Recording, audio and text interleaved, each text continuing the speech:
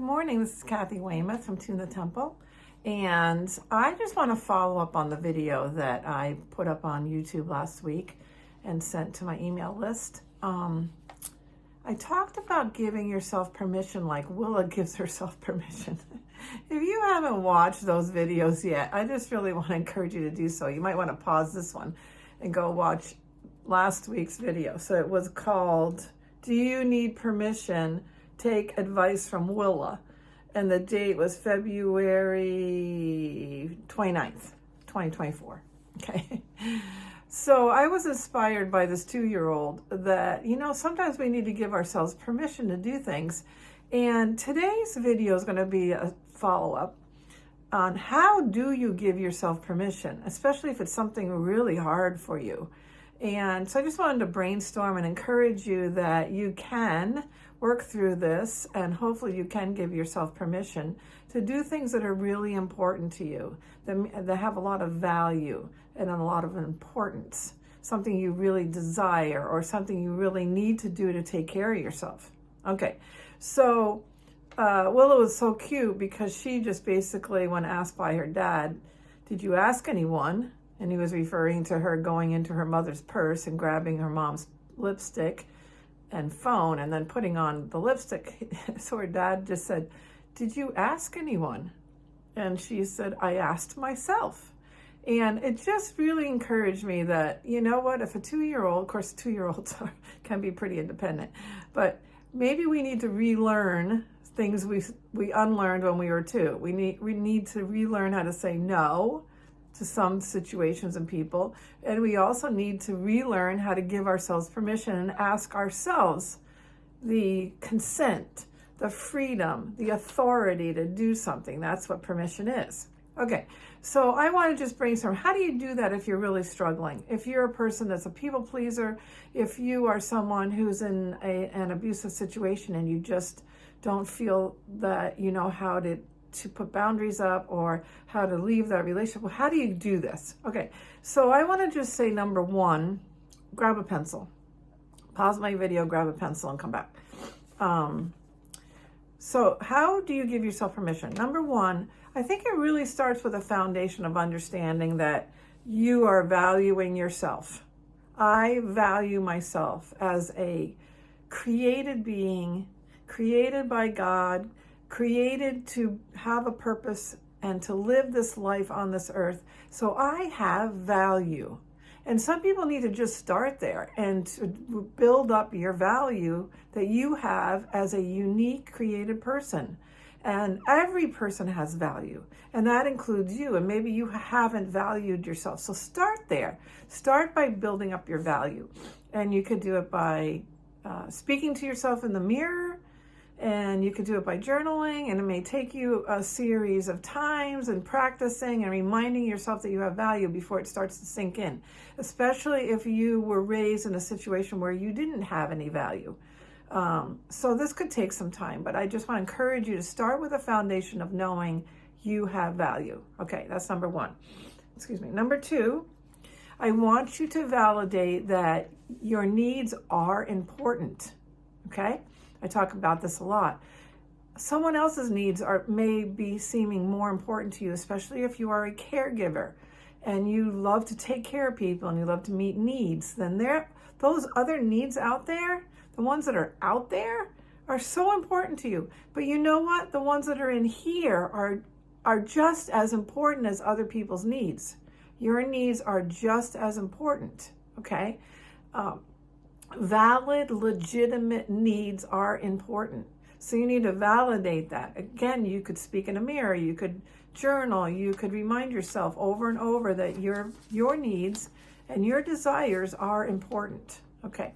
Number three, you might want to challenge yourself to say, I'm going to step out there. I am going to take a risk. I'm going to do it even if I am afraid. I'm going to challenge myself to be risky and to step out there. I need to do this. So sometimes what you need to do is for your own safety and for your own health. Okay, there's a lot of emotional exhaustion that can come from being in a difficult relationship. So especially in this scenario, I need to do this. Challenge yourself. I need to take care of myself by setting boundaries with this person. Or I need to take care of myself by actually leaving this relationship. Sometimes emotional stress from very difficult relationships can create not only emotional angst, but physical ailments. And we need to make that connection that when things are extremely difficult emotionally for long periods of time, your health is going to suffer from it. So to give yourself permission to do those harder things that involve relationships, I need to take care of myself. My health, my life depends on this. Okay? And I just remembering this book that I read about burnout and how the author was saying how burnout is actually a gift, because when you get burnt out, I mean burnt out, you have to change something. You can't keep living that way. You're not going to keep living. So you are forced to make a change. So burnout is actually a gift. That's an example of a severe situation where you have to give yourself permission for your own life, to live your life, to be able to stay alive. Okay, so there are some extreme examples of that. All right, so number one, you're valuing yourself. Number two, you're legitimizing your own needs and desires. And number three, you're saying, I'm going to step out and do this.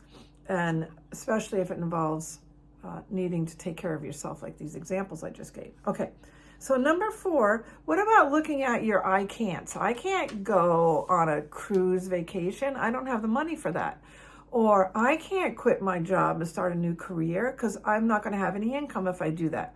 Well, look at your I can'ts and brainstorm with another person, with a friend, with a counselor, with an authority person in your life, and brainstorm your I can'ts, because usually there are some choices around your I can't that you could start to put into place. If you want to switch careers, look at your options, look at the training, look at what would give you life as a job.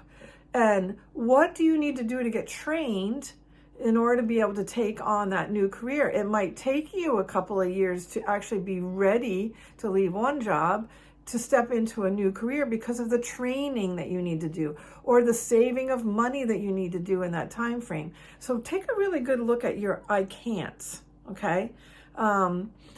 I've done this thing where I've saved up money by doing small jobs, music jobs on the side, so that I could save up to buy myself a portable keyboard.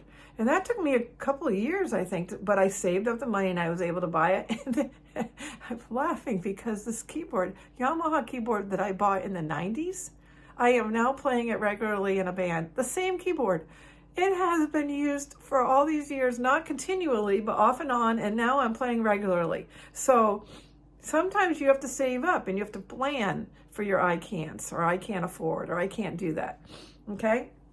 So look at your I can'ts and brainstorm and plan and take action to make it possible. Got that? And then number five, if you keep saying to yourself, that's not possible, I can't give myself permission to do that, that's not possible.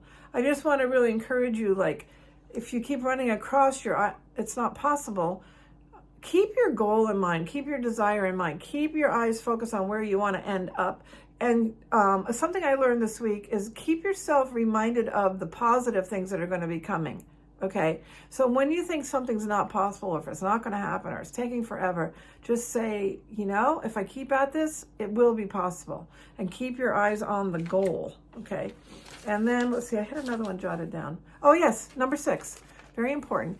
Sometimes we really need spiritual permission, and especially those people who are very spiritually minded. You need permission from God. You need permission from nature. You need permission from whatever higher power is yours. And mine is God, mine is Jesus. I need permission a lot to do, especially the hard things.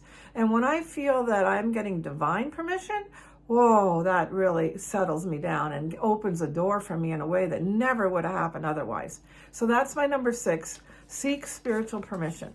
And then I just want to end this video saying, of course, there's a lot of other things you could try. I just brainstormed some, a very quick 10-minute video for you.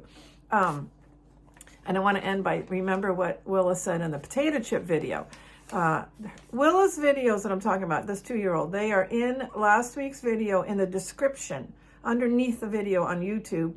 And you'll see the links just to go watch her videos. They're very short, like a minute or minute and a half. Okay, so Willa ended when her dad said, well, did you ask anyone? She said, I asked myself to eat potato chips. And he said, what did you say to yourself? And she said, I said thank you to myself. So I want to remind you again at the end of today's video, say thank you to yourself for giving yourself permission to do something that you never thought you would ever do. Those good things in life that are going to come from giving yourself permission. Say thank you. Say thank you to yourself. Say thank you to God. Say thank you to every person involved. Say thank you. And be grateful for the fact that we do have choices and you can give yourself permission to do things, healthy things, good things that you may not have given yourself permission for in the past. Okay, it's Kathy Weymouth at tunethetemple.com.